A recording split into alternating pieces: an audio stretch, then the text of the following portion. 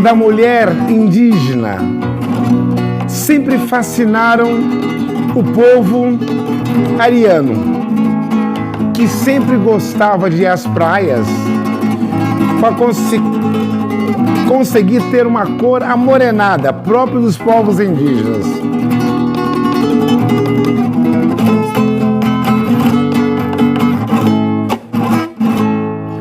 Mas, ano 1500, 13 caravelas, num dia nublado, as mulheres na beira do Tejo, do rio Tejo, de onde as caravelas saíram em Portugal, de preto, de roupa de luto, filhas, irmãos, cunhados, porque o ditado que dizia: quem vai ao mar nem sabe se vai voltar.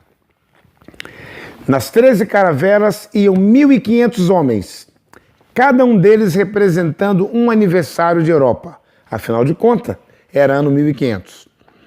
Das 13 caravelas, chegaram apenas 11, porque nos primeiros 15 dias, 2 desapareceram misteriosamente num nevoeiro e não foram jamais encontradas. Antes de saírem de Europa, era comum que houvesse uma petição escrita ao rei que, por favor, liberasse os piores ladrões, assassinos, estupradores, na lista de serem enforcados ou mesmo condenados à prisão perpétua, chamado de degredados. Mas que absurdo! Os livros ainda relatam que o Brasil começou com uma corja de degredados, além de padres, bandeirantes e navegantes. Exatamente. Cada expedição de navegantes que vinham para cá, era feita uma solicitação de 5, 10 desses degredados, que para a coroa de Portugal era um alívio livrar-se dessas pessoas tão perversas. E por que eles vinham para cá? Muito simples. A fama que corria na Europa é de que os indígenas devoravam, eram canibais. Embora nem todos, alguns sim. Falaremos disso em outros capítulos. Então, os degredados vinham, as caravelas paravam afastada para não encalhar, e aí eles eram obrigados a entrar em batéis, que eram barcos menores, obviamente com a arma apontada, porque levavam 2 meses de caravelas para cruzar Europa até Terra Brasílis. Então, o rei dizia: agora vocês degredados, venham aqui. Acorrentados eles vinham, entrem nos batéis, nos barcos, eram liberados, agora vocês vão lá fazer o primeiro contato com os índios hostis. Para isso serviam os degredados. Se no dia seguinte o degredado aparecesse na praia sinalizando que tudo estava bem, aí desciam os nobres, o capitão da nau, descia então os padres, porque um capitão de nau, um padre, jamais tentaria fazer o primeiro contato com os índios hostis. Caso fossem mortos, não tinham nem como voltar para a Europa. Mas, mandando os degredados, se morrerem, já estavam condenados à prisão mesmo perpétua ou sentenciados à morte.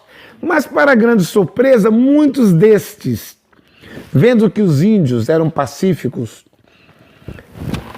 jamais voltavam para os barcos para terminar de cumprir sua sentença em Portugal. Embrenhavam-se na floresta, de forma que quando Martim Afonso de Souza chegou nas costas de São Vicente, em 1532, 32 anos após a chegada de Cabral, já podiam se contar milhares, eu disse milhares, de homens portugueses já casados, com filhos, netos, dentre eles o português João Ramalho, que ao chegar Martim Afonso de Souza na costa, João Ramalho foi quem desceu acompanhado de 300 guerreiros.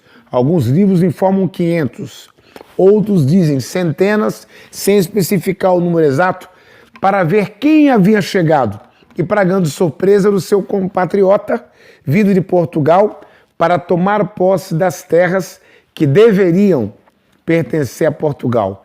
E assim começa a história de um Brasil que, ao longo dos anos, infelizmente, contou uma história que o Brasil teria começado de 1500, como se de 1500 para trás não houvesse língua, povos, vovô, vovó, nações.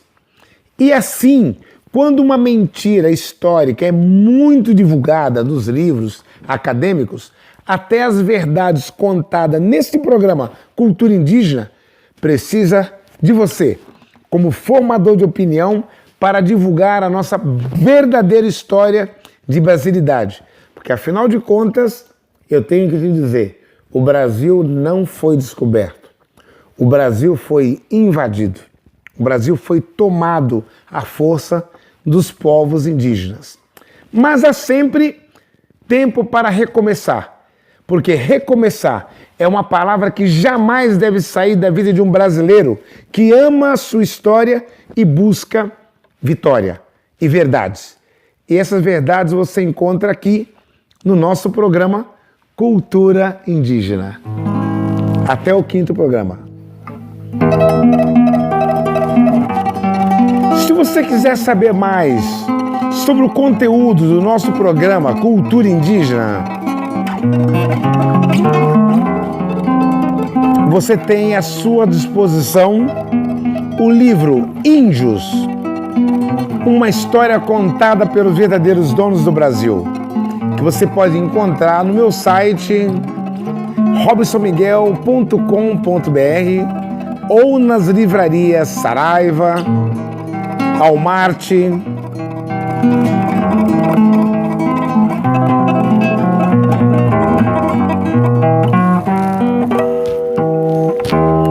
Índios, uma história contada pelos verdadeiros donos do Brasil.